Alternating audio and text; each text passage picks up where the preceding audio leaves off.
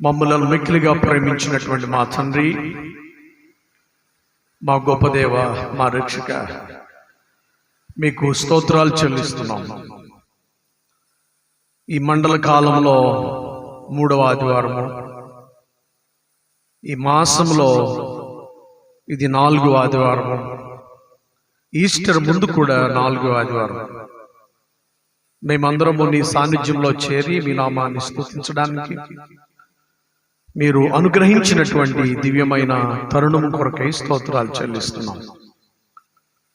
మేము ప్రతిరోజు మా యొక్క గృహాల దగ్గర దేవా శిలువ ధ్యాన కుడికల్లో మేము గడుపుచూ ఉన్నాము. బలీయమైనటువంటి నీ వాక్ ద్వారా మీరు మమ్మల్ని ఎంతగానో దేవా మాతో స్పష్టముగా మాట్లాడుతూ మమ్మల్ని బలపరుస్తూ ఉన్నారని మేము నమ్ముతున్నాం. తిరిగి మళ్ళీ ఈ పరిశుద్ధ దినమున మేము నీ సాన్నిధ్యంలో చేరి మరింత శక్తివంతమైనటువంటి నీ మాటలను విని నీలో అతి దేవునైన శక్తివంతమైన సాధనాలుగా మేము నీ ద్వారా మలచబడ్డానికి సహాయం చేయండి. మీరే మాతో మాట్లాడమని దేవా, ఈ యొక్క యూట్యూబ్ ద్వారా లేక నేరుగా ఆరాధనలో పాల్గొని నీ మాటలు విననై ఉన్నటువంటి ప్రతి ఒక్కరిని దీవించమని, మీరు ఆశీర్వదించమని మా ప్రభువును ప్రియరక్షకుడైన యేసుక్రీస్తు వారి ఉన్నతమైన నామమును బట్టి ప్రార్థిస్తున్నాం తండ్రి, ఆమేన్. కూర్చుందాం.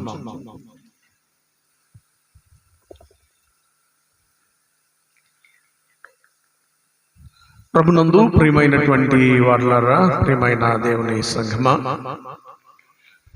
మీ అందరికి కూడా ఈ ఉదయకాల సమయంలో ఆయన సన్నిధికి విచ్చేసినటువంటి మిమ్మల్ని అందరినీ ప్రభు యొక్క ప్రేమ కలిగినటువంటి నామాన్ని బట్టి ప్రతి ఒక్కరిని కూడా ఆయన యొక్క కరుణాపేట చెంతకు విశ్వాసంతో విచ్చేసిన మిమ్మల్ని అందరినీ కూడా స్వాగతిస్తూ పేరు పేరున ప్రతి ఒక్కరిని కూడా అభినందిస్తూ ఉన్నాను. మీ యొక్క సేవకునిగా, కాపరిగా నా దీవెనలను మీ అందరికీ అందిస్తూ శుభములను ప్రకటిస్తా ఉన్నాను. మీ అందరికీ వందనాలు.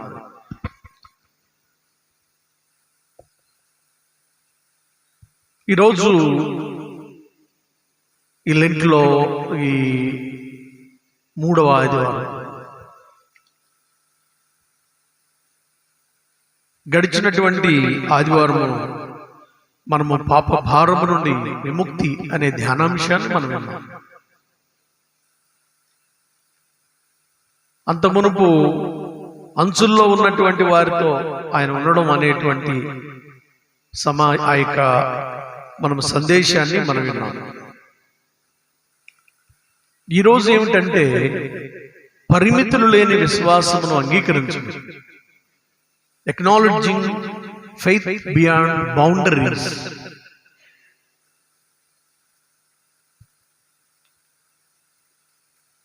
దేవుడు తన ప్రజలైనటువంటి వాళ్ళకి అనుగ్రహించినటువంటి విశ్వాసం, దానికి పరిధులను గీసుకొని బౌండరీస్ మనం వేసుకొని ఇక ఇంతటితోనే అని సరిపెట్టుకునేటువంటిది కాదు. పరిమితులు లేని విశ్వాసాన్ని మనం పొందుకున్నాం, దేవుడిచ్చాడు.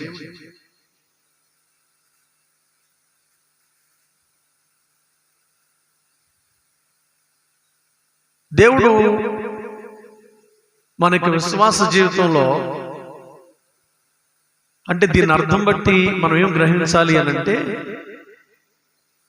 విశ్వాసం, దేవుని యందు విశ్వాసాన్ని కలిగినటువంటి వాళ్ళందరూ,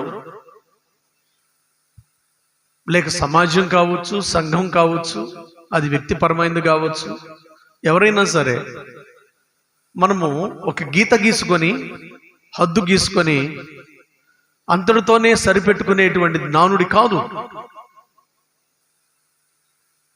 మనము స్ప్రెడ్ చేయవలసినటువంటి వారులముగా ఉంటూ ఉన్నాం. ఈరోజు కొద్ది నిమిషాలు దేవుని యొక్క మాటలను మనము విని బలపడడానికి మనం ప్రయత్నం చేద్దాం. పరిమితులు లేని విశ్వాసమును అంగీకరించు.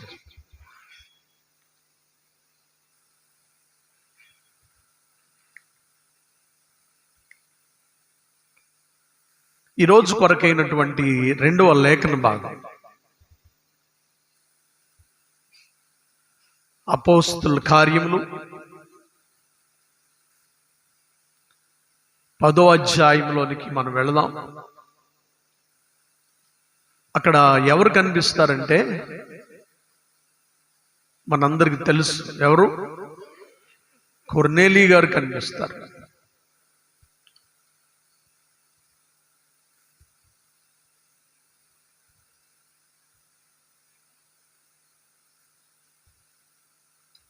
ఇటలీ పటాలం అనబడిన పటాలంలో శతాధిపతి అయిన కొర్నేలియను ఒక భక్తిపరుడు. అప్పుడు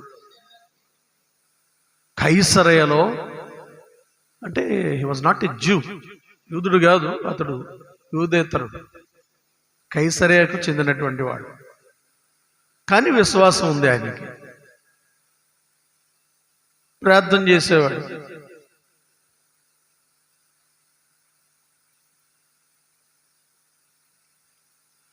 కొర్నేలియా, మనం ఇక్కడ కొర్నేలియా చూస్తున్నాం. మన డైసెస్లో మన బిషప్ గారు, మన డైసెస్ అంతటికి ఒక కొర్నేలియా తండ్రి గారిని మనం చూస్తున్నాం. ది వర్డ్ కొర్నేలియా అంటే అర్థం ఏమిటంటే, లాటిన్ వర్డ్ ప్రేమ బంధము అని అర్థం. ది వర్డ్ కొర్నేలియా విచ్ మీన్స్ ప్రేమ బంధం, ప్రేమ బంధం. చాలాసార్లు నేను తండ్రి గారి దగ్గరికి వెళ్ళినప్పుడు అది జ్ఞాపకం చేస్తూ ఉంటాను. క్లుప్తంగా ఆయన పేరుకు తగినటువంటి ఆ యొక్క ప్రేమను, ఆ బాంధవ్యాన్ని ఆయన కలిగినటువంటి వారుగా దేవుడు మనకు ఇచ్చినందుకు నేను దేవుణ్ణి ఎంతగానో స్తుతిస్తూ ఉంటాను, దేవుణ్ణి మహింపరుస్తూ ఉంటాను. ఇక్కడ స్వార్థం కాదు, దేవుడు వారిని మనకు, మన సంఘానికి అధ్యక్షులుగా ఇచ్చారు. ఈ కైసరయలో ఉన్నటువంటి ఈ శతాధిపతి, ఈ సెంచూరియన్, ఆ రోజుల్లో అతడు ఒక విశ్వాసాన్ని కలిగినటువంటి వాడుగా, ఆయన మాత్రమే కాదు కానీ తన ఇంటి వారందరితో ఏం కలిగిన వాడు? విశ్వాసం కలిగిన వాడు. ఈ రోజుల్లో చర్చికి భార్య వస్తే భర్త రాదు, భర్త వస్తే భార్య రాదు, వీళ్ళిద్దరు వస్తే వాళ్ళు రారు. దేవుడు లేఖనాల్లో ఎందుకు పెట్టాడంటే, ఇలాంటి వాళ్ళని, వాళ్ళ ద్వారా మీరు, నేను, మనం కూడా ఆత్మీయంగా మనం ఏం చేయాలి? నేర్చుకోవాలి.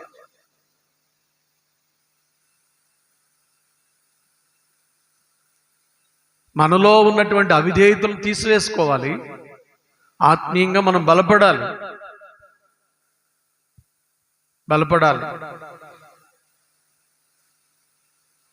ఈ కొర్నేలియా గారు దేవునియందు భయభక్తులు కలిగినటువంటి వాడై ఉండి, ఆయన ఎంతగానో అతడు ఎల్లప్పుడూ బహుధర్మము చేయొచ్చు.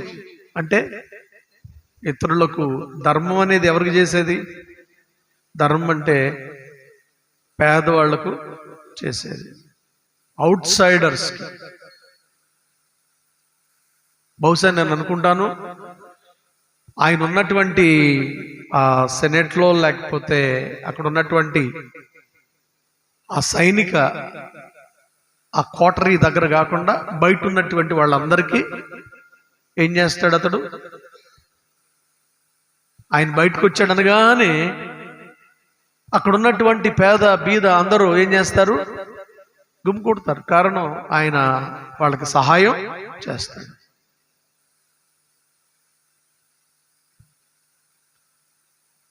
ఇది చాలా మందికి అవసరం, ఇది చాలా మందికి అవసరం.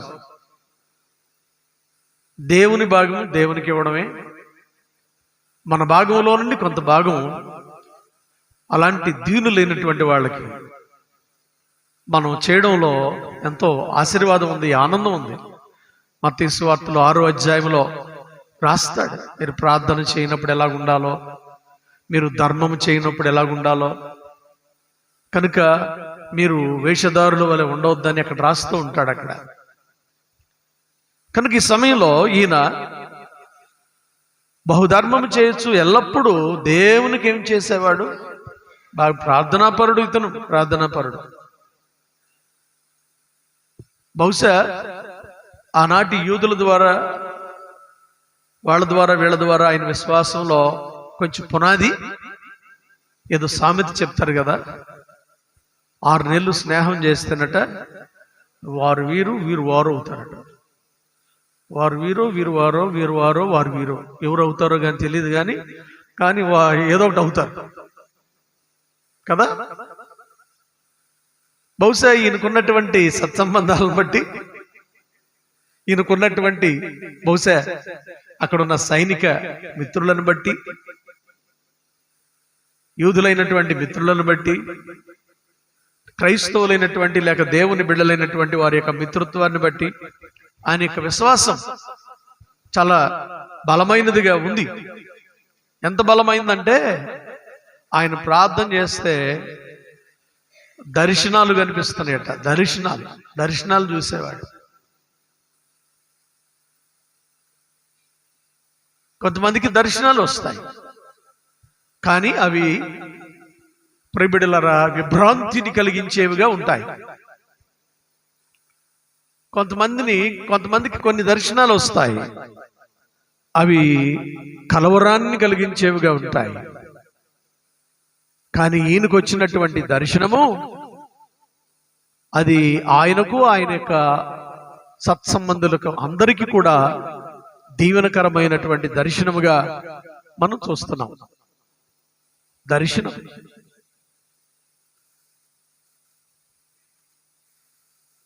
ఈ కొర్నేలి అని పిలుస్తున్నాడు దేవుడు. అంత సామాన్యం కాదు.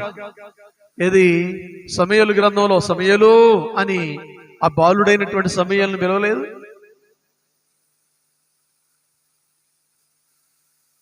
ఇక్కడ కూడా కొర్నేలి. ఒక చిన్న మనవి చేస్తా ఉంటాను. ఎప్పుడైనా మీరు దేవుని స్వరం విన్నారా? ఎప్పుడైనా దేవుని స్వరం విన్నారా? దేవుని స్వరం విన్నారా? ఎప్పుడైనా దేవుని యొక్క స్వరం విన్నటువంటి ఎక్స్పీరియన్స్ మీకుందా? ఎక్కువ పెట్టొద్దు నాన్న, ఎక్కువ పెట్టొద్దు. దేవుని స్వరం విన్నటువంటి అనుభవం మీకుందా అసలు? చాలాసార్లు మన పేర్లు పెట్టి అరే లేకపోతే ఇంకేమో ఇంకేమో ఇంకేమో ఇంకేమో అని పిలిచేటువంటి వాళ్ళు ఉన్నారు. కానీ ప్రభు కొర్నేలి అని ఆయన పిలవడంలో ఉన్నటువంటి చాలా గొప్పతనం. దేవుడే ఈ బిడ్డను కొర్నేలి అని పేరు పెట్టి పిలవడం అంటే, బైబిల్ గ్రంథంలో యెషయా గ్రంథంలో యెషయా గారితో మనకు తెలుసు కదా, ఓ నేను నిన్ను పేరు పెట్టి పిలిచి ఉన్నాను అంటాడు. నీవు నా సొత్తు,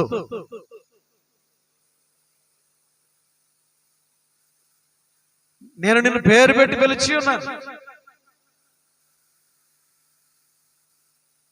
కొర్నేలి గారు దేవుని యొక్క స్వరాన్ని వింటున్నాడు. దేవుని యొక్క స్వరాన్ని వింటున్నాడు.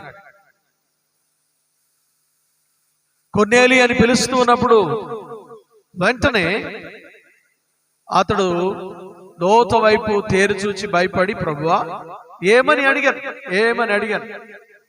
అందుకు దూత, నీ ప్రార్థనలు నీ ధర్మ కార్యములు ఎక్కడికి చేరినాయి? దేవుని సన్నిధికి జ్ఞాపకార్థముగా చేరినాయి. మా నాన్నగారు ఒక మాట చెప్పేవారు, అరే విశ్వాసం లేనటువంటి ప్రార్థన ఇంటి కప్పు కూడా దాటదురా అని చెప్పేవాడు మా నాన్నగారు. విశ్వాసం లేని ప్రార్థన ఏమి దాటదు? ఇంటి కప్పు కూడా దాటదు. చాలా బలమైన మాట. మా నాన్నగారు యొక్క మోకాళ్ళ జీవితం నేను ఎరుగుతుంది. నా యొక్క సిద్ధపాటు కానివ్వండి, నా ప్రిపరేషన్ కానివ్వండి, ఈనాడు నేను వాడబడుతున్నానంటే కారణం ఆయన యొక్క ప్రార్థనా జీవితం. ఆయనకున్నటువంటి వస్త్రాల్లో మోకాళ్ళ దగ్గర చిగురులు పడిపోయి ఉండేవి. అంటే మీరు అర్థం చేసుకోండి, ఎక్కువగా ఆయన ఏం చేసేవారు? ప్రార్థనలో గడిపేవారు. చాలా మంది, అనేక మంది గొప్ప గొప్పవారు మన దేశంలోనే చాలా మంది రహస్యంగా తెలియకుండా నాన్నగారికి ఫోన్ చేసి, అయ్యా మీరు ప్రార్థనలో ఈ విషయాన్ని పెట్టండి అని ఆనాటి దినాల్లో ప్రియబిడ్డలారా ఆ విన్నపాల్ని వారికి పంపించేవారు. ఇద్దరు ఏకీభవించి రాత్రి మగళ్ళు ప్రార్థన చేసేవాడు. ఆ కార్యాలు జరిగినప్పుడు మళ్ళా వాళ్ళ దగ్గర నుండి ఫోన్ వచ్చేసేది, అయ్యా రతన్ భూషణయ్య గారు ఫలానా కార్యం జరిగింది, దేవునికి స్తోత్రములు, నీతిమంతుని ప్రార్థన బహు బలము గలదై. అది ఏంటిది? ఇంకా యాకోబు పత్రికలో నీతిమంతుని ప్రార్థన బహు బలము గలదై, అది ఎలాంటిదని రాయబడిందంటే, అక్కడ ఎలాంటి అనుభవాలను అక్కడ కలిగి ఉంటుందంటే, నీతిమంతుని ప్రార్థన బలము గలదై, నీతిమంతుని ప్రార్థన మనఃపూర్వకమైనదై బహు బలము గలదై ఉండను. మనఃపూర్వకమైనదై బహు బలము గలదై ఉండను. అంటే కొర్నేలి ప్రార్థన ఎలాంటి ప్రార్థన అన్నమాట? బలమైనటువంటి ప్రార్థన. చెప్పండి ఎలాంటి ప్రార్థన? బలమైన ప్రార్థన. మన ప్రార్థన కూడా కొర్నేలి లాంటి ప్రార్థనలాగా ఉండాలి. గుర్తుపెట్టుకోండి, నీతిమంతుని ప్రార్థన మనఃపూర్వకమైనదై. ఎవరికి మనఃపూర్వకమైనదై? దేవునికి మనఃపూర్వకమైనదై బహు బలము గలదై. అంటే దేవుని సన్నిధికి వెళ్ళి, దేవుని సన్నిధి నుండి దూత వచ్చి, అబ్బాయి నీ ప్రార్థనలు, నీ ధర్మ కార్యాలు ఎక్కడికి చేరాయి? దేవుని సన్నిధికి చేరాయి అని చెప్పగలిగే అంత బలమైన ప్రార్థనాపరుడు. దేవుని స్తోత్రం కలుగును గాక. హల్లెలూయా. అలాంటి అనుభవం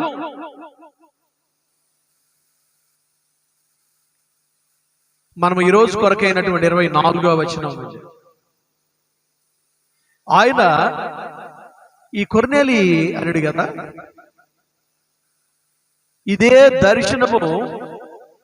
ఇదే దర్శనము మళ్ళా ఎవరికి వచ్చిందంటే పేతురు గారికి కూడా వచ్చింది. మరునాడు వారు ప్రయాణమైపోయి పట్టణమును సమీపించినప్పుడు పగలు ఇంచుమించు 9వ వచనం, 12 గంటలకు పేతురు ప్రార్థన చేయుటకు మెద్దె మీదకి ఎక్కాడు. అతడు మిక్కిలి ఆకలి కొని 12 గంటలు గనుక ఆకలితో ఉన్నాడు. ఆయన ఇంటి వారు భోజనం సిద్ధపరుచుండగా ఎవరింట్లో ఉన్నాడు? ట్యానర్ గారి ఇంట్లో ఉన్నాడు. చర్మకారుడు అయినటువంటి సీమోను ఇంట ఆయన ఉన్నాడు. ఆయన మిద్దె మీదకి ఎక్కి ప్రార్థన చేస్తున్నాడు. ఇంటి వారు భోజనం సిద్ధపరుచుండగా అతడు పరవశుడై, ఏమిటట ఆ పదాలు చూడండి, అతడు ఏమిటట? పరవశుడై. 10వ వచనం, 10వ అధ్యాయం 10వ వచనం. అతడు పరవశుడై ప్రార్థన చేసినప్పుడు, చాలా మంది ప్రార్థన చేసేటప్పుడు కళ్ళు తెరిచి చూస్తూ ఉంటారు, గుడ్లప్పుకి చూస్తూ ఉంటారు, గుట్ల కోపంలాగా.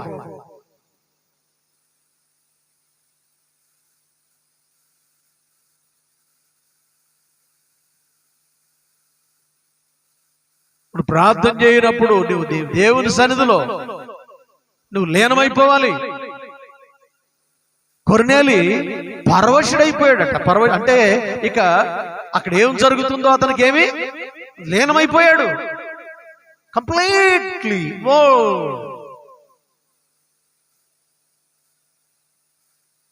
ఇన్వాల్వ్ అయిపోయాడు. పరవశుడైపోయాడు. అది పద్మాసు లంకలో గాని యోహాను గారు పరవశుడు ఎలాగయ్యాడో, ఇక్కడ ఈ కొర్నేలు గారు ఈ కైసరేలో ప్రియబిడ్డలారా ఆయన దగ్గరికి వెళ్లేదానికంటే ముందు పేతురు గారు పరవశుడైనటువంటి అనుభవాన్ని మనం చూస్తున్నాం.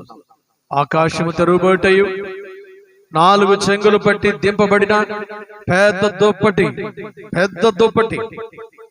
ఒక విధమైనటువంటి పాత్ర భూమి మీదకి దిగివచ్చుట చూచెను. అందులో భూమి అందుండు సకల విధములైనటువంటి సకల చతుష్పాద జంతువులు, ప్రాగు పురుగులు, ఆకాశ పక్షులు ఉండెను.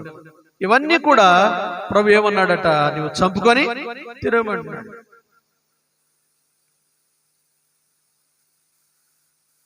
ఒక పెద్ద దుప్పటి, ఈ పెద్ద దుప్పటి దేనికి సాదృశ్యం అంటే ఆయనకు సువిశాలమైనటువంటి సంఘానికి దీవెనలను, ఆశీర్వాదాలని పంచడానికి ఆయన ఇస్తున్నటువంటిది.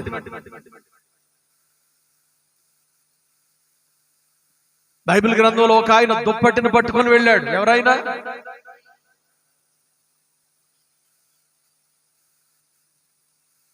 ఇక్కడ మరి ఒక దుప్పటి కనిపిస్తుంది. ఆ దుప్పటితో ఏం చేశారు వాళ్ళు? చక్కగా ఒళ్ళు కప్పుకొని పడుకున్నారా? ఆ దుప్పటితో వాళ్ళు హ్యాపీగా ముసుకెట్టి పడుకున్నారా? ఆ దుప్పటితో వాళ్ళు హ్యాపీగా తన్ని పట్టి పడుకున్నారా? అది పెద్ద దుప్పటి, 4 చెంగులు దానుకున్నాయి. ఒక విధమైనటువంటి పాత్ర భూమి మీద నుండి దిగి వచ్చుట చూచెను. అందులో ఆ దుప్పట్లో ఉన్నాయట చాలా రకరకాలైనటువంటి చతుష్పాద జంతువులు ఉన్నాయి. వాటిని ఆయన ఏమంటున్నాడంటే చంపుకొని తినమని, లేచి చంపుకొని తినమని ఆయనకి వినబడి. పేతురు అంటున్నాడు, వద్దు ప్రభువా, నిషిద్ధమైనటువంటిది, అపవిత్రమైనటువంటిది ఏదైనా నేను ఎన్నడూ తినలేదని చెప్పగా కొంచెం మనం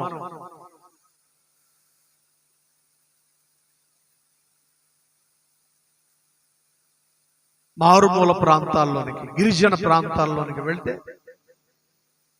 కొండసీమ ప్రాంతాల్లోనికి వెళితే వాళ్ళు కొన్ని విధాలైనటువంటి వాళ్ళు పురుగులను వాళ్ళు ఏం చేస్తారు? వాళ్ళు తింటారు. కొన్ని ప్రాణులను వాళ్ళు తింటారు. అన్నింటినీ మనం ఒకవేళ తినలేకపోయి ఉండొచ్చు, కాబట్టి మనకి ఇష్టం ఉండదు. యూదులకు మరి ప్రాముఖ్యంగా చాలా రెస్ట్రిక్షన్స్ ఉన్నాయి. ఎందుకనంటే ఓల్డ్ టెస్ట్మెంట్ లో ప్రభు చెప్పాడు కదా, ఫలాంది తినండి, ఫలాంది తినకూడదు.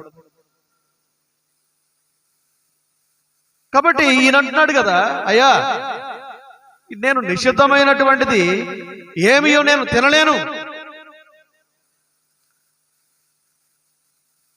దేవుడేమో దుప్పటి దించి దర్శనంలో ఆ దుప్పట్లో ఇవన్నీ ఆయన ఇస్తుంటే ఒకసారి కదట, ఇలాగున ముమ్మారు జరిగింది. ఎన్నిసార్లు? 3 సార్లు జరిగిందట. 3 సార్లు జరిగింది. పేతురు గారికి ఇలాంటి దర్శనం ఎన్నిసార్లు వచ్చింది? 3 సార్లు వచ్చింది. యోహాను సువార్తలో పేతురు గారి దగ్గరికి ప్రభువారు వెళ్ళి ముమ్మారు ఆయన, యోహాను కుమారుడు అయిన సీమోను, నీవు నన్ను ప్రేమించున్నావా అని అడిగినటువంటి విషయం చూస్తూ ఉంటాం. ఇక్కడ కూడా పేతురు గారితో ముమ్మారు ఆయన తన దూతను పంపించి మాట్లాడినటువంటి ఆ దర్శన రీతుల అనుభవాన్ని మనం ఇక్కడ చూస్తా ఉన్నాం. ముమ్మారు జరిగాను. నిజంగా ఆయన ప్రేమిస్తున్నావా అనే దానికి దాని అర్థం, నేను ప్రేమిస్తున్నానయ్యా, మా అమ్మ నాన్నలను ప్రేమిస్తున్నానయ్యా, నా ఓడని ప్రేమిస్తున్నానయ్యా, నాకున్నటువంటి వాళ్ళని ప్రేమిస్తున్నానయ్యా, లేకపోతే మా చేపల్ని ప్రేమిస్తున్నానయ్యా, లేకపోతే మాకు వచ్చేటువంటి ధనాన్ని నేను ప్రేమిస్తున్నానయ్యా. ఇంక ఇవి కాకుండా మిగిలిన వాటిని ప్రేమించడం అంటే అబ్బో చాలా కష్టం. చేపలు పట్టడానికి వెళ్ళేటువంటి వాళ్ళు ఏం చేస్తారంటే వాళ్ళకి అవసరం లేనటువంటి వాటిని వాళ్ళు ఏం చేస్తారంటే విడిచిపెట్టేస్తా ఉంటారు. నిషిద్ధమైనటువంటివి నేను ఎలా తింటాను? నేను తినలేను ప్రభువా. దేవుడు అంటున్నాడు, పవిత్రమైన చేసినటువంటి వాటిని ఆయన దుప్పటిలో పెట్టి వాటిని క్రిందికి పంపిస్తూ ఉన్నాడు. ఇలాగ ముమ్మారు జరిగాను. ఇంతలో ఆ దర్శనం ఏమిటి అని అనుకుంటున్నాడు ఆయన. అనుకుంటున్నటువంటి తరుణంలో ఏమి తోచకు ఉండగా కొర్నేలి పంపినటువంటి 3 మనుషులు 19వ వచనంలో ఆయన దగ్గరకు వచ్చారు. 19వ వచనంలో కొర్నేలి గారు పంపినటువంటి మనుషులు ఆయన దగ్గరకు వచ్చారు. అయ్యా, సీమోన్ గారు ఇల్లేది, ఆ ట్యానర్ గారు ఇల్లేది, చర్మకాడు అటువంటి సీమోన్ గారి ఇంట పేతురు గారు ఉన్నాడని విన్నాము, ఆయన ఇల్లేది అయ్యా అంటే ఇదేనయ్యి. వెంటనే మాట్లాడుతున్నాడు. అక్కడ 19వ వచనంలో, ఇదిగో 3 మనుషులు నిన్ను వెతుకుతున్నారు, నీవు లేచి నీవు క్రిందికి దిగి సందేహింపక వారితో కూడా వెళ్ళు, నేను వారిని పంపి ఉన్నానని అతనితో చెప్పాను. పేతురు ఆ మనుషుల యొద్దకు దిగి వచ్చి, ఇదిగో మీరు వెదకువాడను నేనే. ఏది?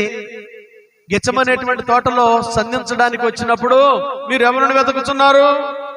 నజరేయుడైన యేసును అన్నప్పుడుగానే నేనే, వారిని విడిచిపెట్టండి అన్నట్లుగా ఇక్కడ ఈ మాట కనిపిస్తా ఉంది. నేనే ఆ మాట కనిపిస్తా ఉంది. మీరు వచ్చిన కారణం ఏంటి?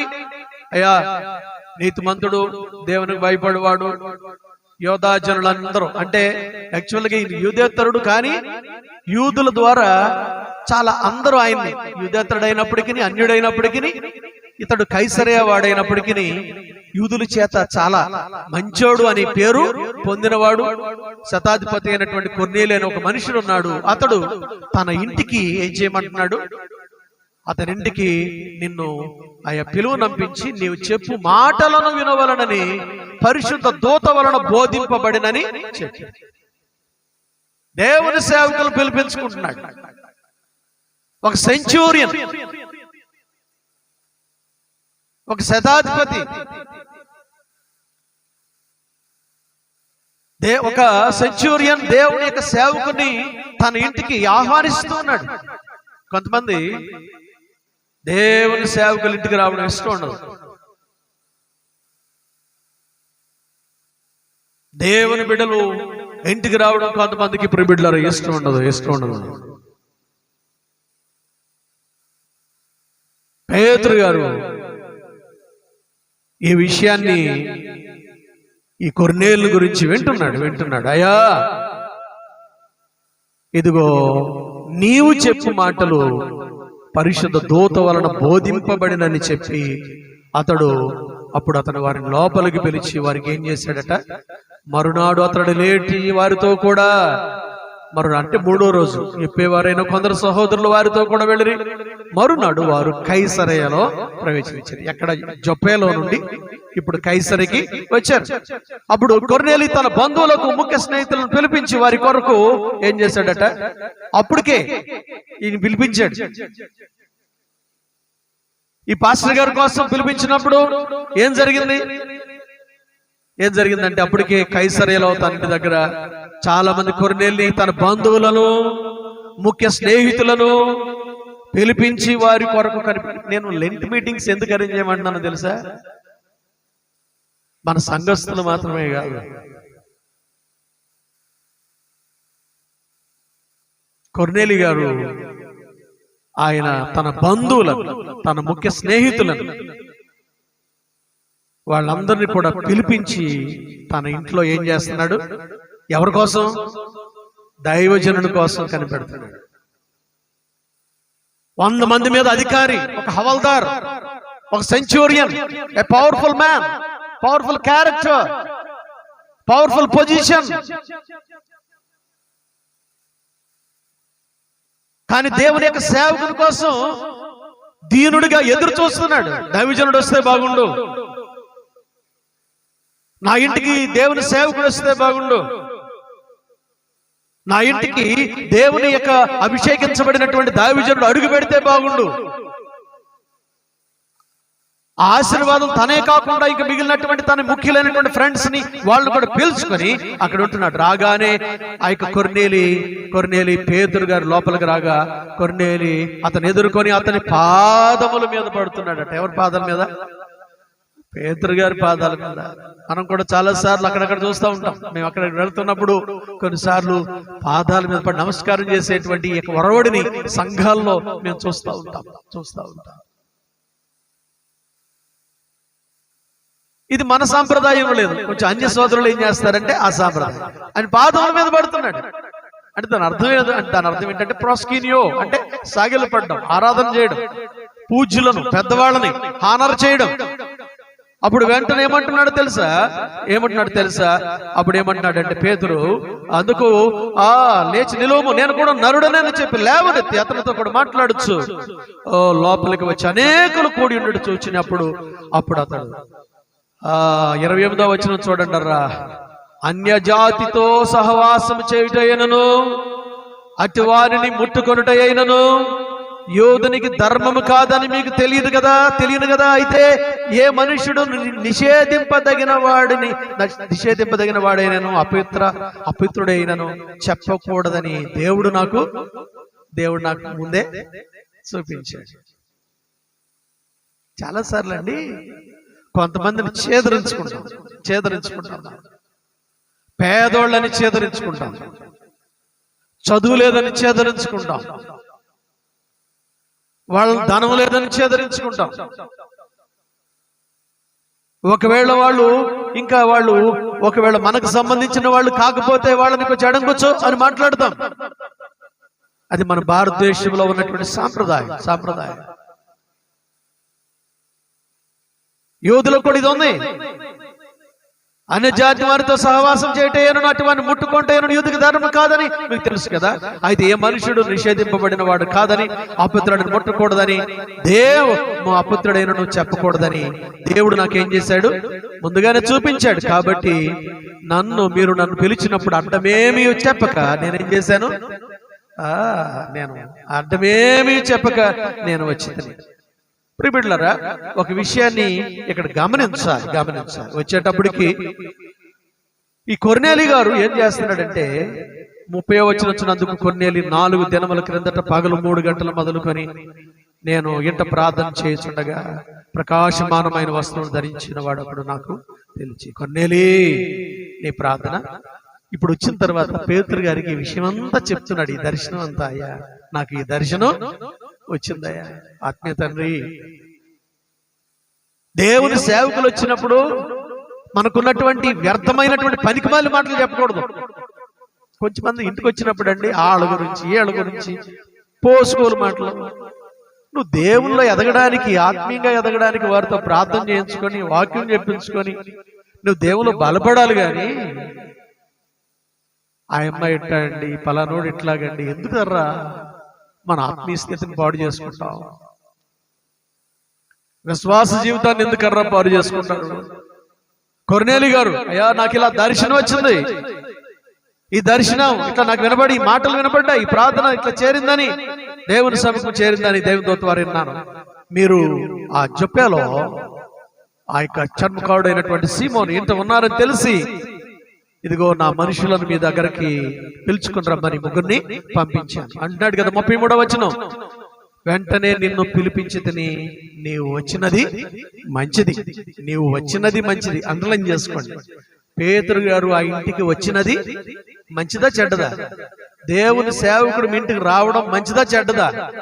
చెప్పండి, దాన్ని అండర్లైన్ చేసుకోండి. మంచిదా చెడ్డదా? మంచిది. దేవుని సేవకుడు ఒక అన్యుడు అది మంచిదని గుర్తించాడు. ఒక కైసరికి చెందినటువంటి వాడు ఇది మంచిదని గుర్తించాడు. ఒక సెంచూరియన్ ఇది మంచిదని గుర్తించాడు. ప్రభువునికి ఆజ్ఞాపించినవన్నీ వినుటకై ఇప్పుడు మేమందరము దేవుని ఎదుట ఇక్కడ ఏం చేశామయ్యా పేతురు గారు? అయ్యా నీకేం చెప్పాడో దేవుడు అవన్నీ వినాలని మేము ఎదురు చూస్తున్నామయ్యా, అందుకే ఇన్ని పంపించామయ్యా. ఇప్పుడు పేతురు గారు నోరు తెరిచాడు 34వ వచనంలో. ఏంటట? దేవుడు ఏం కాడు, అది అండర్లైన్ చేయి. అందరూ బైబిల్ తెరవండి, అందరు పరిశుద్ధ గ్రంథాలు తెరవండి. ఇప్పుడు అందరు మీ బైబిల్ గ్రంథాలు తెరవాలి ప్లీజ్. బైబిల్ గ్రంథాలు తెరిచి పెన్ తీసుకోండి. నేనేమంటున్నానంటే ఒక పెన్ను ఒక పుస్తకము చక్కగా పెట్టుకోండి. చక్కగా రిఫరెన్స్లు మీరు నోట్ చేసి పెట్టుకోండి, డేట్ వేసుకోండి. ఆ వాక్యాన్ని ప్రియబిడ్డలారా చక్కగా మన బలపడడానికి, దాన్ని రిపీట్ చేయడానికి, మీరు ఇంటికి వెళ్ళిన తర్వాత నెమరు వేసుకోవడానికి వీలు పడుతుంది. దేవుడట పక్షపాతి కాడని నిజముగా నేను గ్రహించి ఉన్నాను. ఎవరు చెప్తున్నారు ఈ మాట? పేతురు గారు చెప్తున్నాడు. మనుషులకి పక్షపాతం ఉంటుంది కానీ దేవునికి ఎందుకు ఉండదండి పక్షపాతం? అవునా కదా? దేవునికి ఎందుకు ఉంటది? 2వ దినవృత్తాంతముల గ్రంథంలో 19వ అధ్యాయంలో యెహోషాపాతు కనిపిస్తూ ఉంటాడు. 2వ దినవృత్తాంతముల గ్రంథము 19వ అధ్యాయము 7వ వచనంలో అక్కడ యెహోషాపాతు తన ప్రజలతో మాట్లాడుతూ ఉంటాడు. 7వ వచనంలో, యెహోవా భయము మీ మీద ఉండును గాక, హెచ్చరికగా నుండి మీరు తీర్పు తీర్చుడి. మన దేవుడైన యెహోవా యందు దౌష్ట్యము లేదు. ఆయన పక్షపాతి కాడు. పేజ్ నంబర్ 373 పాత నిబంధనలో 373. ఆయన పక్షపాతి కాడు. పాత నిబంధనలో యెహోషాపాతు తన యొక్క అక్కడ ఉన్నటువంటి ప్రజలతో మాట్లాడుతున్నాడు.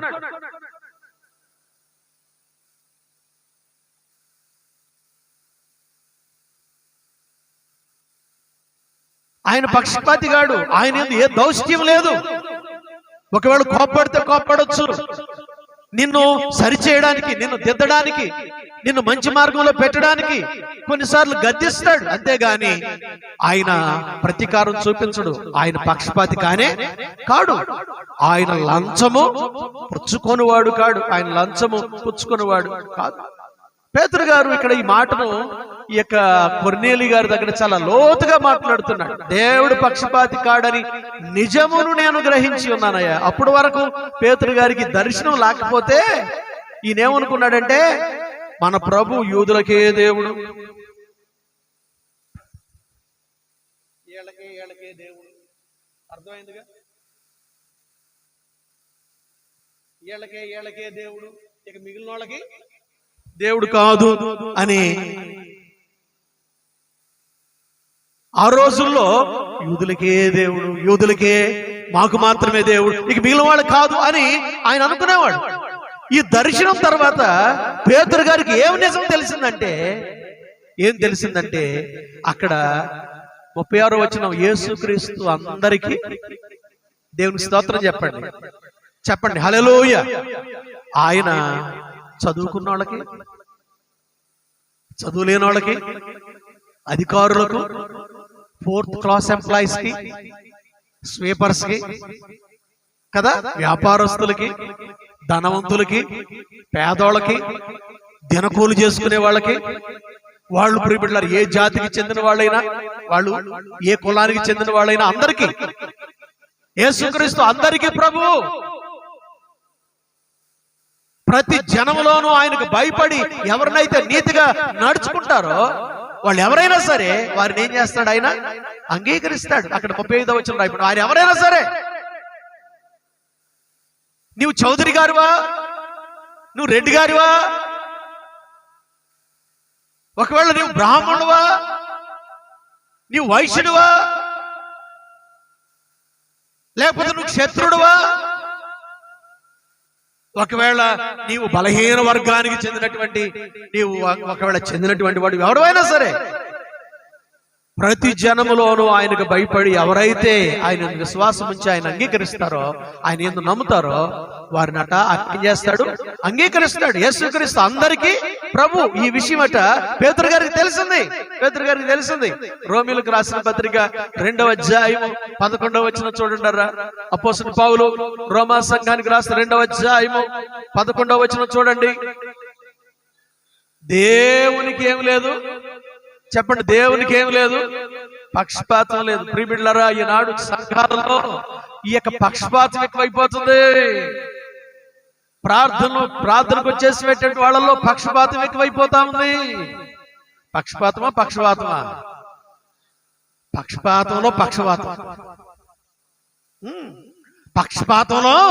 పక్షపాతం అంటే ఏంటి? ఆ పక్షపాతం అనే పక్షవాతం వచ్చి దాంతోనే చచ్చిపోతున్నారు ఇక సంవత్సరాల తరబడి వీళ్ళు. ఈనాడు సంఘంలో ఈనాటి ప్రజలు పక్షపాతంతో జీవిస్తూ ఉన్నారు. ఈ రోమ పత్రికలో ప్రియబిడ్డలారా ఏమన్నాడు? దేవునికి ఏమి లేదు?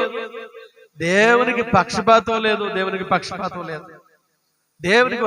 లేదు అంటే దాని అర్థం ఏమిటి? మనుషులకి ఉంటుంది. పక్షపాతంతో జీవిస్తా ఉన్నారు. పక్షపాతంతోనే వీళ్ళు కొనసాగిపోతా ఉన్నారు. ఎఫెసీయులకు రాసినటువంటి పత్రిక 6వ అధ్యాయం 9వ వచనం చూడండి.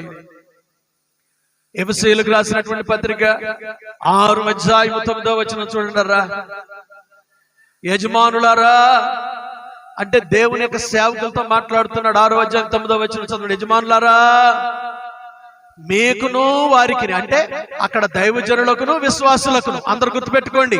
యజమానులారా అంటే అక్కడ పాస్టర్ గారు విశ్వాసులు అందరికి యజమానులారా మీకును వారికి యజమానుడైన వాడు పరలోకమందు ఉన్నాడనియు, ఆయనకు ఏమి లేదు. ఈనాడు చాలా మంది దైవజనులు కూడా గుర్తుపెట్టుకోవాలి. యూట్యూబ్ లో తిలకిస్తున్నటువంటి దైవజనులు కూడా గుర్తుపెట్టుకోవాలి. ఫలానా జాతి వాళ్ళందరం కలిసి చర్చి, ఇది గుర్తుపెట్టుకోవాలి. చాలా మంది వేరే వాళ్ళు రానివ్వరు, వాళ్ళకే సంబంధాలు చూస్తారు, వాళ్ళకే పిల్లలు ఇస్తారు, వేరే వాళ్ళకి ఎవరు. ఇది నా మాట కాదు, నేనేమైనా కల్పించి చెప్తున్నానా బాబు? అయ్యా ఎవరికైనా కల్పించి చెప్తున్నానా? ఆత్మీయులారా ఈ యొక్క యూట్యూబ్ ఛానల్ ద్వారా నీ మాటలు వింటున్నటువంటి వారులారా, ఒకవేళ నేను కల్పించి చెప్తే దయతో నన్ను క్షమించండి అయ్యా. ఒకవేళ నేను కల్పించి చెప్తే దేవుని యొక్క రౌద్రానికి నేను గురవుతాను. ప్రియమిత్రులారా, దేవుని యొక్క రౌద్రానికి పాత్రను అవుతాను. రాయబడింది యజమానులారా అంటే సంఘానికి యజమానులారా, పెద్ద పెద్ద పెద్ద సంఘాలను స్థాపించామని చెప్పుకుంటున్నటువంటి గొప్పవారులారా, మీకును వారికి అంటే మీ సంఘంలో బిడ్డలకును యజమానుడైన వాడు పరలోకమందు ఉన్నాడని, ఆయనకేం లేదు, పక్షపాతం లేదని ఎరిగిన వారై వారిని బెదిరించటమని, ఆ ప్రకారమే వారి ఎదుట ఏం చేయాలి? ప్రవర్తించండి. పక్షపాతం లేకుండా జీవించండి. మీరు ఎవరైనా పర్వాలేదయ్యా. పేతురు గారికి వచ్చినటువంటి దర్శనం ఎందుకొరకంటే ఏ జాతి భేదం లేదు. అతడు యూదుడైనా యూదేతరుడైనా ఏ కులానికి చెందిన వాడైనా ప్రభువుని విశ్వసిస్తే దేవుడు ఆయన్ని, ఆ బిడ్డను, ఆ కుమారుణ్ణి, ఆ కుమార్తెని అంగీకరిస్తాడని ఇక్కడ 10:35 దేవుడు జ్ఞాపకం చేశాడు. హల్లెలూయా, హల్లెలూయా. పేతురు గారికి వచ్చినటువంటి దర్శనం మళ్ళీ సేమ్ దర్శనం ఎవరికి వచ్చింది? కొర్నేలి గారికి వచ్చింది. ఆయన పిలిచి ఆ ఇద్దరి యొక్క దర్శనాన్ని ఇద్దరు కలిసి షేర్ చేసుకుంటే ఆ దర్శనం ద్వారా వాళ్ళిద్దరు కూడా బలపడినటువంటి అనుభవాన్ని మనం చూస్తాం. ఒక విషయాన్ని ఇక్కడ జ్ఞాపకం చేస్తున్నాను, ఒక విషయాన్ని మీకు జ్ఞాపకం చేస్తున్నాను. దీనివల్ల ఏం జరిగిందో తెలుసా? దీనివల్ల 11వ అధ్యాయంలో అన్యజనులు దేవుని వాక్యమును అంగీకరించునని అపోస్తలులు యోదయ ఎంతటా సహోదరులు వినిరి. పేతురు యెరూషలేమునకు వచ్చినప్పుడు సున్నతి పొందిన వారు, నీవు సున్నతి పొందని వారి యొద్దకు పోయి వారితో కూడా నువ్వేం చేశావు? భోజనం చేసివని అతనితో ఏం చేశారట? పేతురు గారితో మిగిలిన వాళ్ళందరూ ఏం పెట్టుకున్నారు? అబ్బాయి నువ్వు అక్కడికి వెళ్ళి ఏం చేసి వచ్చావు నువ్వు అని పేతురు గారితో మిగిలినటువంటి శిష్యులందరట ఏం చేశారట? వాదం పెట్టుకున్నారట. అప్పుడు వాదం పెట్టుకున్నటువంటి తన తోటి విశ్వాసులతో వాదం పెట్టుకోకుండా పేతురు గారు ఈ 11వ అధ్యాయాన్ని మీరు ఇంటికి వెళ్ళి చదువుకోండి. చాలా ఎంత ఓర్పుతో, సహనంతో, తగ్గింపుతో ఆ విషయాన్ని వాళ్ళు అక్కడ ఇరిటేట్ అవ్వకుండా వాళ్ళతో చక్కగా వివరించి చెప్తున్నాడు. ప్రియబిడ్డలారా ఏమని చెప్తున్నాడంటే ప్రియబిడ్డలారా 15వ వచనం చూడండి. నేను మాట్లాడను ఆరంభించినప్పుడు పరిశుద్ధాత్మ మొదట మన మీదికి దిగాను, తర్వాత పరిశుద్ధాత్మ మొదట మన మీదికి దిగిన ప్రకారం వారి మీదికి కూడా ఏం చేసింది? వచ్చింది. ప్రియబిడ్డలారా వారి మీదకి కూడా వచ్చింది. పేతురు గారు అక్కడ బోధన ప్రకటిస్తా ఉంటే 44వ వచనం 10వ అధ్యాయంలో పరిశుద్ధాత్మ బోధ విన్న వారందరి మీదకి దిగాను. 46వ వచనంలో అన్యజనుల మీద కూడా దిగాను. అంటే ఏంటి? కొర్నేలి గారు పిలిచిన వాళ్ళ మీద కూడా ఎవరు దిగారు? పరిశుద్ధాత్మ వచ్చింది. అంటే వాళ్ళు అంటరాని వాళ్ళు అయితే వాళ్ళ మీదకి పరిశుద్ధాత్మ వచ్చేది కాదుగా. అవునా కదా? ఈనాడు నేను మనం గమనించవలసింది ఏంటంటే పరిమితులు లేని విశ్వాసం. ఈనాడు మన సంఘానికి ప్రియబిడ్డలారా మన విశ్వాసానికి పరిమితులు వేసేస్తుంది, హద్దులు వేసేసుకుని ఈనాడు దేవుని యొద్దకు రానివ్వకుండా చాలా మంది మనము ప్రియబిడ్డలారా ఒకవేళ అడ్డుగోడలాగా మనం ఉంటున్నామేమో. పేతురు గారికి దర్శనం వచ్చినప్పుడు కైసరికి వెళ్ళిపోయాడు. కొర్నేలి ఇంటిలో అన్ని జనులు అక్కడ కైసర కొర్నేలి గారు వాళ్ళందరితో బాధ చేసినప్పుడు వాళ్ళందరూ పరిశుద్ధాత్మ చేత నింపబడ్డారు. ఆఖరికి తన మిత్రులందరూ కూడా శత్రువులయ్యారు. అయినప్పటికీ వాళ్ళతో అతడు శత్రుడు అవ్వకుండా చక్కగా కూర్చోబెట్టి విడమర్చి చెప్పి వాళ్ళని ఏం చేశాడంటే, అబ్బా ఇదయ్యా జరిగింది, నాకు వచ్చిన దర్శనమే అతను కూడా వచ్చిందయ్యా, ప్రభు నాతో చెప్పాడయ్యా, ముమ్మారు చెప్పాడయ్యా, దేవుడు సృజించిన దానిని ఎవరు కూడా అది నిషిద్ధమైనది కాదయ్యా, దేవుడు పక్షపాతి కాడయ్యా, ఇట్లా పక్షపాతం చూపించకూడదని దేవుడు నాతో మాట్లాడాడయ్యా. ఈ విషయాన్ని వివరించి చెప్పినప్పుడు ప్రియబిడ్డలారా వాళ్ళందరూ కూడా అర్థం చేసుకున్నారట. తర్వాత చూడండి ఏం జరిగిందో. 17వ వచనం చూడండిరా, 17వ వచనం చూడండి. కాబట్టి ప్రభు అయిన యేసు క్రీస్తునందు విశ్వాసం ఉంచిన మనకు అనుగ్రహించినట్లు దేవుడు వారికి కూడా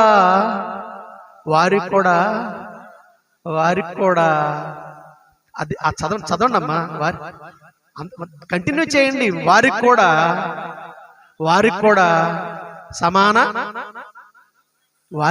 సమాన వరము అనుగ్రహించాడట. వారికి కూడా దేవుని స్తోత్రం కలుగును గాక. వారికి కూడా సమానమైనటువంటి వరము అనుగ్రహించినాడని దేవుడు దేవుని అడ్డగించడానికి నేనే పాటివాడిని. అందరికి సమాన వరము. పక్షపాతం లేనటువంటి దేవుడు, నీవు నమ్మినటువంటి దేవుడు. ఈనాడు విశ్వాసులు పక్షపాతం కలిగినటువంటి వాళ్ళుగా జీవిస్తున్నారు. పక్షపాతంతో నిండినటువంటి హృదయాలు కలిగినటువంటి మానవాళిగా ఈనాడు మానవాళి జీవిస్తున్నారు. ఒక విషయం జ్ఞాపకం చేస్తా, పేతురు గారు కైసరయ వెళ్ళాడు అన్య జనుల దగ్గర. ఈరోజు మొదటి పాఠం యెషయా గ్రంథంలో ఎవరు కనిపిస్తారంటే కోరేష్ కనిపిస్తాడు. నేను చాలా డీప్ గా వెళ్ళను కానీ కోరేష్ పర్షియన్ కింగ్. కోరేషు నా మంద కాపరి అని పిలుస్తున్నాడు. యు ఆర్ మై షెపర్డ్ అని పిలుస్తున్నాడు. ఓ పర్షియన్ ని, వాజ్ నాట్ ఎన్ జ్యూ.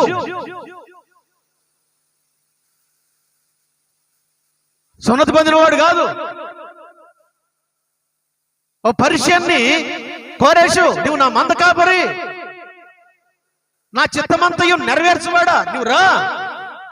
నేను నేను అని చెప్పువాడు నేను. ఆయన పిలిచి ఏం చేస్తున్నాడు తెలుసా, నీవు నా మందిరాన్ని కట్టాలయా, నువ్వు మందిరాన్ని కట్టాలి. ఇక్కడికంటే క్లియర్ గా ఎజ్రా గ్రంథం మొదటి అధ్యాయం చదువుకుంటే మీరు క్లియర్ గా కనిపిస్తుంది. ఎజ్రా గ్రంథం ఫస్ట్ చాప్టర్ నుండి కొన్ని వచనాలు తర్వాత ఇంటికి వెళ్ళి చదువుకుంటే మీకు క్లియర్ గా కనిపిస్తుంది. దేవుడు ఎజ్రాతో మాట్లాడినటువంటి అనుభవం. ఒక అన్యుడైనటువంటి పారసీకుణ్ణి, పర్షియన్ని దేవుడు పిలిచి ప్రియబిడ్డలారా, దేవుడు బాధ్యత అంటే ఏ విధమైనటువంటి వ్యత్యాసం చూపించట్లేదు. ఈ రోజు కొరకైనటువంటి సువార్త పాఠ్యభాగం మత్తయి సువార్త 15వ అధ్యాయంలో తూరు సీదోను ప్రాంతాలకు ప్రభు వారు వెళ్ళాడు. ముగించేస్తాను, అయిపోయింది. తూరు సీదోను ప్రాంతాలకు ప్రభు వెళ్ళాడు. కనాను స్త్రీ కనిపిస్తుంది. ఎవరావిడ? కానానీరాలు. ఆ కానాను నుండే రాహేలు ఏం తెచ్చుకుంది? ఇది తెచ్చుకుంది. కానానీరాలు. కానీ యోహాను సువార్తలో ప్రభు చెప్తాడు, అయ్యో కొరాజీనా, అయ్యో బేత్సయిదా, మీ మధ్యన చేయబడినటువంటి అద్భుత కార్యములు ఆ తూరు సీదోను పట్టణస్థుల మధ్య చేయబడి ఉంటే వాళ్ళు ఏం చేస్తారు? వాళ్ళు ఎప్పుడో గోను పట్టు కట్టుకుని మారు మనసు. ఈ కానాను స్త్రీ వెంటనే ప్రియబిడ్డల ప్రభు దగ్గరికి వచ్చి ప్రభు పాదాల మీద పడి ఆ దయ్యము పట్టినటువంటి తన కుమార్తెని ఏం చేస్తుంది? రక్షించుకుంటుంది, బాగు చేసుకుంటుంది. అన్యురాలు. దేవుని మందిరాన్ని కట్టడానికి అక్కడ ఒక పర్షియన్ కింగ్ ని దేవుడు వాడుకుంటున్నాడు. ప్రభు దగ్గరకు వచ్చి హంబుల్ గా తగ్గించుకుంటే ఈ కానాను స్త్రీని పొమ్మని దేవుడు చెప్పడం లేదు. చాలాసార్లు చాలా హంబుల్ గా తగ్గించుకున్నటువంటి అనుభవం చాలాసార్లు మనం విన్నాం. ఆ ప్యాసేజ్ ఎంత తగ్గించుకుంటుందో ఆవిడ. అయ్యా, కుక్క పిల్లలు కూడా నీ బల్ల క్రింద పడు రొట్టె ముక్కలు తింటాయి కదా అయ్యా, నేను ఆ కుక్క పిల్లలతో సమానం అయ్యా, నేను అలాంటి నీచురాలనయ్యా, అలాంటి నీచుడినయ్యా, అలాంటి అపవిత్రాలనయ్యా అని అంటే ఆమె యొక్క దీనత్వాన్ని చూచి ప్రభు ఏం చేశాడు? మన విశ్వాసం గొప్పది. కానాను స్త్రీతో దేవుడు ఎంతో మాట్లాడి గొప్ప కార్యాన్ని చేసినట్లుగా మనం చూస్తున్నాం. కైసరయలో ఉన్నటువంటి ఇదిగో కొర్నేలు ఇంటికి వెళ్ళి పేతురు గారు అన్యుడైనటువంటి ఆయన దగ్గరికి వెళ్ళి అక్కడ ఉన్నటువంటి వారందరికి బోధ చెప్పగా వారందరి మీదకి ఏం దిగను?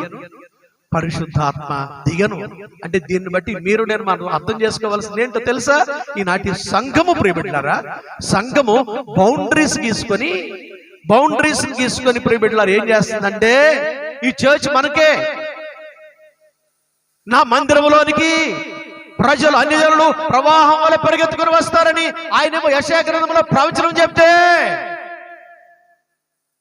వీళ్ళేమనుకుంటారంటే కొత్త నీళ్ళు వస్తే పాత నీళ్ళు ఏమైపోతాయి, కొత్త నీళ్ళు వస్తే పాత నీళ్ళు ఏమైపోతాయి. ఎవడి గోళ వాడు. దేవుడేమో పక్షపాతం లేదయ్యా నాకు. ఏ జన్మలోనైనా సరే నా దగ్గరికి వచ్చి నన్ను విశ్వసించి నా యందు నా మాట వింటే, నా యందు నా అడుగుజాడలు నడిస్తే నేను వాడిని అంగీకరిస్తాను. నాకు పక్షపాతం లేదని ప్రభు వారు జ్ఞాపకం చేస్తా ఉంటే, అందరికి సమాన వారం ఇస్తానని ఆయన జ్ఞాపకం చేస్తుంటే వీళ్ళేమో వాదం పెట్టుకొని ఆనాడు శిష్యులు ప్రియబిడ్డలారా ఇలాగున సాగిపోతున్నటువంటి వాళ్ళుగా చూపిస్తున్నారు.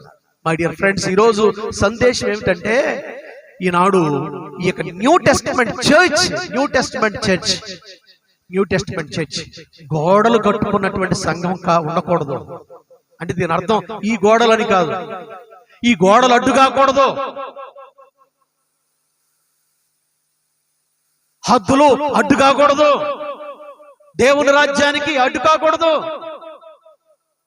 ఇంకా దేవుని ఎరగినటువంటి వాళ్ళు చాలా మంది ఉన్నారు. వాళ్ళందరినీ ఆయన సన్నిధికి తీసుకొని రాగలిగేటువంటి బర్డెన్ మీ పైన ఉంది. కొన్నేళ్ళు ఇంటిలో ప్రార్థన చేసినట్లుగా మీరు కూడా ప్రార్థన చేయండి. మీ దైవజనుడు దర్శనంతో నింపబడినట్లుగా ప్రార్థన చేయండి. సేమ్ మీ దర్శనము మీకు కూడా వచ్చినట్లుగా ప్రార్థన చేయండి. దేవుని కార్యాలు జరుగునట్లుగా ప్రార్థన చేయండి. కోరేష్ టైంలో మందిరం కట్టాడంటే, మందిరం అంటే నేనేమంటానంటే నాట్ స్ట్రక్చరల్ చర్చ్, నేను అంటాను ఇంటర్నల్ చర్చ్ కట్టబడాలి. ఈనాడు ఈ యొక్క ఎక్స్టర్నల్ చర్చెస్ కట్టబడుతున్నాయి, కానీ ఇంటర్నల్ చర్చ్ ఎలా ఉంటుందంటే మనసులు మాత్రం అట్లాగే ఉంటున్నాయి, కలవట్లేదు. కలవాలి. ఇది కట్టబడాలి. సంఘం ఇది కట్టబడాలి. కానాను స్త్రీ ప్రభు దగ్గరికి వచ్చి అప్రిషియేట్ చేయబడుతుంది. అమాన్య విశ్వాసం ఎంతో గొప్పది. కానాను స్త్రీ దేవుని చేత అప్రిషియేట్ చేయబడతా ఉంది. మీరు నేను మనము దేవుని చేత అప్రిషియేట్ చేయబడగలిగితే ఎంత దేవుని కరమో, ఎంత ఆశీర్వాదకరమో ప్రియబిడ్డలారా. ఎంత బౌండరీస్ గీసుకొని మనం జీవిస్తే. ఒక విషయం చెప్తాను. కల్వరి కొండలో గజ దొంగ ఒక దొంగ అయితే ప్రభు వారు ఏమంటున్నాడు, నిన్ను నీవు రక్షించుకో, నువ్వు మమ్మలను రక్షించు. కానీ మరొక దొంగ అంటున్నాడు, ఇదిగో ఇదైతే మనకు న్యాయమే, ఈ శిక్ష ఇదైతే మనకు న్యాయమే. యేసు దేవుడు నాతో వచ్చినప్పుడు నేడు నీవు నాతో కూడా పరదేశంలో ఉందని ప్రభు వారు జ్ఞాపకం చేస్తారు. యేసు నువ్వు నన్ను జ్ఞాపకం చేసుకోమని అభ్యర్థిస్తే దొంగను గజ దొంగను దేవుడు అతడు పరదేశంలోనికి పర్మిషన్ చేసినట్లుగా మనం చూస్తున్నాం. బౌండరీస్ ఉన్నాయా? నేడే అక్కడ, రేపు కాదు, తర్వాత చూద్దాంలే. ఈ రోజు కొరకైనటువంటి కీర్తన చదివారు, బ్రదర్ చదివారు. యెరూషలేము చుట్టూ పర్వతములు ఉన్నట్లు ఇది మొదలుకొని నిత్యము ఆయన ఎవరి చుట్టూ ఉంటాడు? తన ప్రజల చుట్టూ ఉంటాడు. దాని అర్థం ఏమిటో తెలుసా?